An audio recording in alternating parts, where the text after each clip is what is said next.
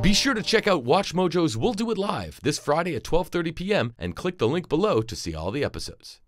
They're arguably the two most iconic and enduring franchises in sci-fi. Their respective fandoms are as distinct as they are huge, but there is some crossover, even when it comes to performers. Jedi, what are they doing out here? Halt! Welcome to WatchMojo.com, and today we're counting down our picks for the top 10 actors who've appeared in both Star Wars and Star Trek. Before we begin, we publish new videos every day, so be sure to subscribe for more great content. For this list, we're looking at actors who've appeared in both of these franchises, and we're prioritizing actors who played a significant role in at least one of the properties. Number 10. Ed Begley Jr. This well-known actor's Star Trek credit is certainly memorable. USS Voyager, Intrepid class. Much bigger than I expected. He guest starred in a Voyager two-parter playing Henry Starling, a 20th century inventor who gets his hands on 29th century technology, including what becomes the Doctor's mobile holographic emitter, and fights the Voyager crew to keep the stolen time ship. Uh-oh. His Star Wars credit, on the other hand, is a hidden gem only hardcore fans know about. He played Boba Fett in Return of the Jedi. No, not the movie, the radio play adaptation that aired on NPR in 1996. Begley Jr.'s Fett even had some lines his cinematic counterpart didn't. Number 9. Greg Grunberg. This hero star has worn the uniforms of both the Federation and the Resistance on the big screen. He was Resistance pilot Snap Wexley in The Force Awakens, and took part in the attack on Starkiller Base. I got one behind me! Meanwhile, in Star Trek Beyond, he played Commander Finnegan, the man who had to deal with Krall swarm ships attacking Yorktown Space Station. Red alert! Red alert! That wasn't his only Trek role, however. The other was out of uniform, and actually only involved voiceover work. Hey, are you out of your mind? He played young Jim Kirk's stepfather in the 2009 reboot. Clearly, it pays to be friends with J.J. Abrams. Number 8. George Coe. In both franchises, this late, well-respected actor was cast as a leader speaking for his people and defending their ways to outsiders. In The Clone Wars, he voiced Tiwat-Ka, leader of the Lurmen, a group of pacifists refusing to take sides in the Galactic War, even when the Separatists threatened their way of life and the Jedi offered to protect it. Mounting a defense is still engaging in battle. If we sacrifice our beliefs, we're no better than they are. In The Next Generation, he played Chancellor Avel Durkin of Malcor 3, a planet that had achieved warp drive, but whose inhabitants were not ready for the societal changes that contact with the Federation would bring. To our new friendship. Number 7.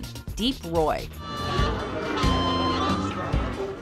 This actor, stuntman, and puppeteer entered the Star Wars universe pretty early in the franchise's history. He played Snit, also known as Droopy McCool, the flute player in Max Rebo's band in Jabba's Palace, as seen in Return of the Jedi. He wore a full bodysuit for the role, a performance which thankfully wasn't entirely replaced by CGI in the special editions. Roy entered the Star Trek universe more recently, just over 25 years after his original Jedi performance, now playing Scotty's buddy Keenser in the 2009 reboot and its sequels. Number 6. Olivia d'Abo. Her transition from Star Trek to Star Wars was one of student to master. As Amanda Rogers, an honor student interning on the Enterprise D for an episode of The Next Generation, she discovered that she had the ability to make things happen with her mind. Things like reversing a warp core breach. Temperature in the reaction chamber has returned to normal. Soon enough, Q shows up and reveals that Amanda is really a Q herself. On the Clone Wars series, d'Abo was the voice of Luminara Unduli, a talented, level-headed, and wise Jedi Master with whom Anakin and Ahsoka shared a number of adventures before she met her demise under Order 66. Looks like the Separatists have a new toy. Rex, pick your targets. Number 5. Sam Witwer. While he has just one Star Trek credit to his name, playing an unnamed Xindi Arboreal in an episode of Enterprise, Sam Witwer's Star Wars resume is considerably larger. He voiced the Son in a Clone Wars story arc, as well as the Emperor on Rebels, and most notably, performed as Darth Maul for both series. You came for the same reason I did years ago. You seek knowledge. He also provided a number of background voices for both The Force Awakens and Rogue One, and lent his voice and likeness to Starkiller, the protagonist of the Force Unleashed video games. While it's possible he may play in Trek again, his Star Wars future looks as bright as a Tatooine afternoon. Number 4. Brent Spiner. I believe I speak for everyone here, sir, when I say, to hell with our orders. He's Star Trek's most well-known android, playing the lovable, loyal, and ever-evolving Commander Data throughout the Next Generation and the 4 Next Generation films. His foray into the Star Wars universe, however, was not as a hero. I'd never come this close to capture before. In Star Wars Rebels, he voiced Gall Travis, a supposed senator in exile who's really working for the Empire to trap members of the rebellion. Seeing as Spiner also played Data's evil twin brother Lore on The Next Generation, however, Rebels wasn't his first trip to the dark side, or his first time playing a character with ulterior motives. What do you think? If you're a Star Wars fan, be sure to subscribe and check out our We'll Do It Live Star Wars special, live on our YouTube channel, Friday, December 15th at 12:30 p.m. Eastern. We've got polls, trivia games, and special guest Greg Grunberg to talk about playing Snap Wexley from Star Wars. And if you missed the live show, be sure to check it out at the link in the description below. We'll do it live! Number 3. Ron Perlman. This star's contributions to both franchises have something in common. He plays 2 very notable bad guys, both of whom get what they deserve. In Star Trek Nemesis, he is Praetor Shinzon's mind-invading Reman Viceroy. She's here. This baddie's telepathic tactics eventually blow up in his face, or rather, the ship he's on almost blows up because Troy uses his mind to track it under cloak. In the Clone Wars, Perlman voices Ganact, a salvage ship captain who steals R2-D2, hides him from Anakin, and tries to sell him to General Grievous, only to be killed by one of the robotic general's lightsabers when he tries to raise his price. This droid is worth more, I get paid more. Now I suggest... Number 2. Simon Pegg.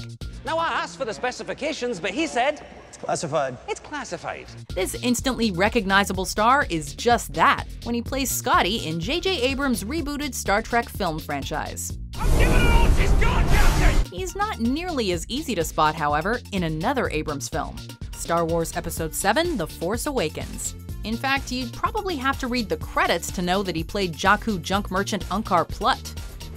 1/4 portion. He was, of course, wearing a costume, as well as quite a bit of makeup and prosthetics. And then the Lucasfilm CGI team had a go at the character's face. It takes quite a bit of effort to make Simon Pegg not look like Simon Pegg.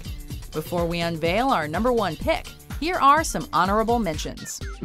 Must be difficult adjusting to new cultures.